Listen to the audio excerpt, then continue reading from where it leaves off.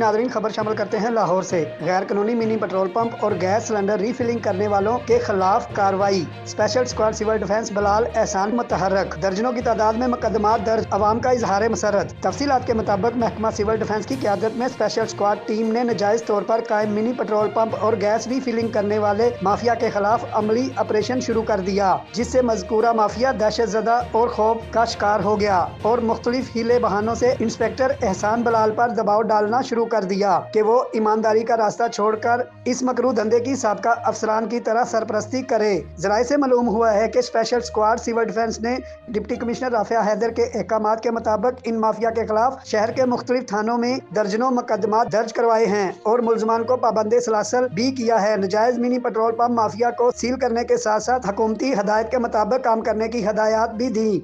Inspector Bilal एहसान special squad civil defence का कहना है कि मैं डिप्टी कमिश्नर के अहकामात की रूह से कार्रवाई का इख्तियार रखता हूं। इनकी हदायत के मुताबिक मिनी पेट्रोल पंप के खिलाफ बिला इम्तियाज कार्रवाइयां कर रहा हूं। पंजाब न्यूज सर्वे के मुताबिक लाहौर के अवाम ने बिलाल एहसान की तैनाती और कार्रवाइयों पर आला अफसरान का शुक्रिया अदा किया है।